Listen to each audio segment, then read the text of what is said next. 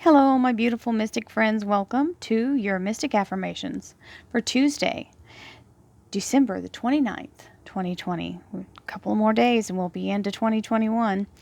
And so we are edging closer. And as we do so, we're manifesting. We have the Magician card here. Perfect energy for strong manifestation as we bring in the new year. So using our relentlessly positive law of attraction personalities, we are bringing in this energy to manifest our best possible life now.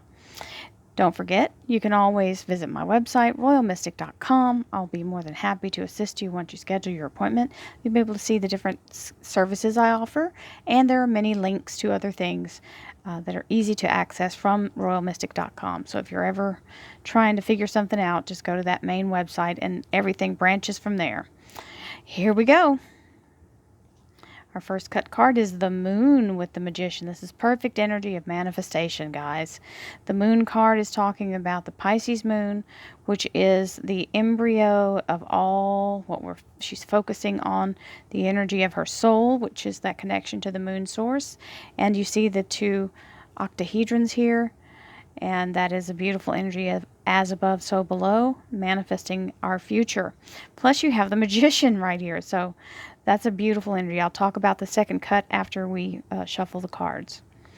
Thank you, angels, archangels, divine pure white light, divine spirit, spirit guides, gods and goddesses. Thank you so much for being present here to allow everyone to have the information they seek to assist them in remaining on their highest possible spiritual path.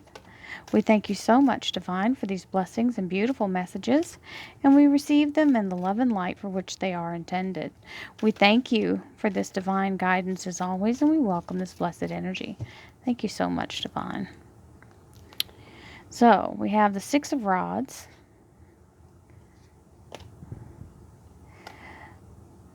the Princess of Swords, which we had earlier or yesterday in our other reading, and the Eight of Swords.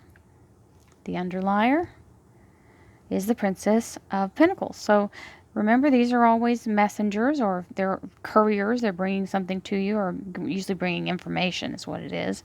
The Knights actually bring the objects. So we have the second cut card was the energy of the Empress. So you had the Master Manifester of the Magician energy with the Empress energy, which is the creative, fertile energy of universe source energy. So anything's possible, quite literally, in those two cards. So the first one was a little different, but as soon as that second card came in, it kind of locked in that beautiful energy. So we have the Six of Wands as the coming through. I don't know why I went ahead and turned them all over, but I did, so there you go. This is coming through the battle victorious. We have, I guess I'm impatient for the year, right? We have a messenger coming in and the Eight of Swords, which means whatever information you get, don't let it overwhelm you. Don't overthink it. Whatever light is shed, because this is a commitment energy. The Princess of Pentacles is financial abundance. Something's coming toward you, trying to make an offer of this financial security here. So it is a long fought battle, and here you are now coming through it victorious, as long as you don't get caught up in your own overthinking it. This is the over analysis paralysis card, which is also another fancy word for block. And so this is a nice case of writer's block for somebody if you're a writer. So don't overthink it. Don't try to edit all your stuff as you write it. Let it come out, and you can work on the editing later. You need to let the flow, just purge it, let it come out. That's the way it works when you're being creative. You just have to let it get on the canvas, and then you can worry about what it is. Sometimes we don't even know what we're going to paint when we get on the canvas. It's just let it work itself out. It shows you what it wants to be. Good fortune is our top card. The universe provides me and my family with prospects for good fortune. Well, you just have to be the one to be open to that, right? Because sometimes we get too caught up in the need to be locked down and feeling nice and cozy. Oh, well, how about that? That's our card.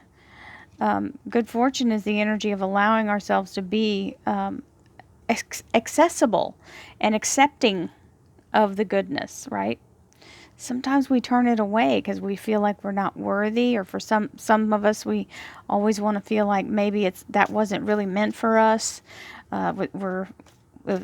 We don't know if we'll live up to it. We build it up too much in our head. That's definitely overthinking it, right? So don't let your fear of not doing what you think you should, like if you've never done it before, just like, okay, some people never start painting because they have no idea what they're going to paint, when we all know you just have to hit the brush onto the canvas and it starts to do its own thing. That's all you got to do. You got to make that first effort. No need to worry. We love that energy. No need to worry, and that's worry. This is trying to figure it out on your own without letting divine guide you. And that's silly because you have a beacon here trying to help you. And the Six of Rods, guys, is the same card in tarot as the guy coming in on horseback that's getting all these accolades for his success and victory, coming back from battle victorious. Oh, there we go. We had 2 cards flip. Oh, a whole bunch of cards. I'm taking the top one. Ooh, that's a good one, though. Never mind. We'll take them all. I'm not going to turn away alchemy. I'm sorry. Maybe that's why I went ahead and flipped those, because we were going to have a lot of these. So these are sacred geometry activation cards. So we'll take them the way they came out. We have communication. The frequency of communication supports your ability to exchange information in many different forms. It reminds us to run every piece of information, both incoming and outgoing, through our heart, the center of our truth, to stay in the flow of source and balance exchange. Okay, so that's a beautiful energy. You got the Merkaba energy in the center, if you can see that beautiful geometric pattern. Then we have alchemy. The frequency of alchemy activates our magical ability and remembrance of magic that we hold inside. Each one of us has the potential to access the ancient knowledge that has allowed the true alchemists to perform their miracles of transformation. So when we're manifesting, we are doing alchemy. We're turning one thing into another through the power of our energy. Okay, so that's a beautiful energy, and it's letting us know that we are active alchemists. I love that. We just have to remember who we are. So we have the frequency of authority. Authority reminds us that true authority is powerful, directed, and realized, yet receptive, wise, and loving. Remember, you have to also engage yourself with the energy of knowing that you have the authority to be the alchemist, and that you have the authority to communicate what you desire in your life. You have permission to do this. There's nothing wrong with it. It is your divine right.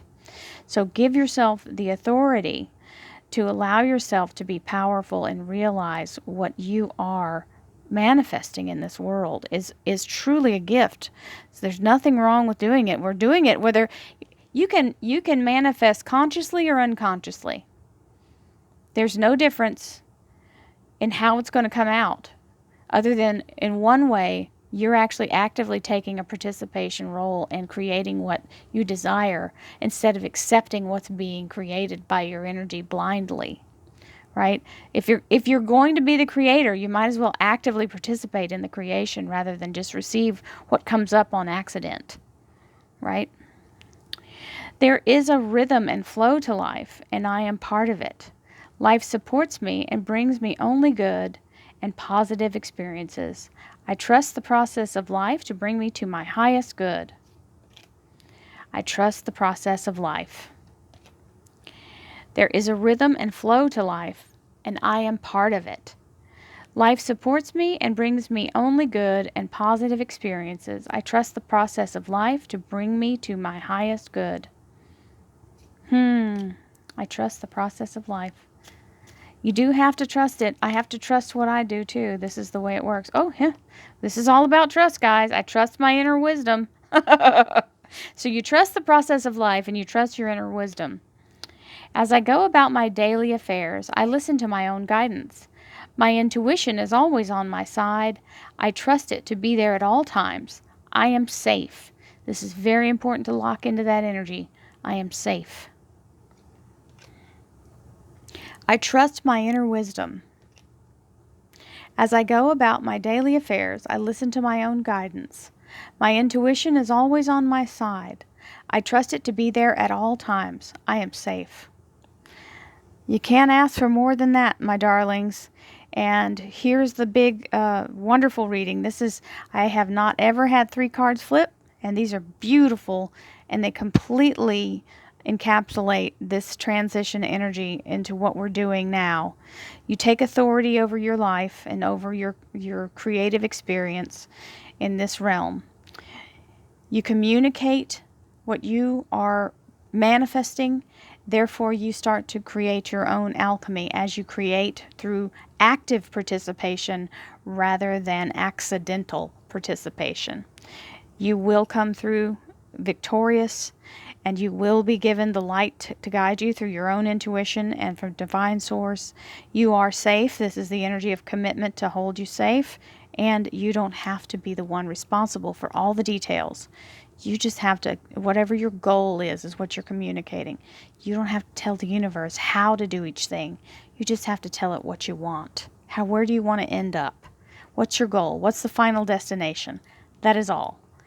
Give it just like a GPS, you give it the address you're heading to, and that's all. It gets you there between here and there. It works it out.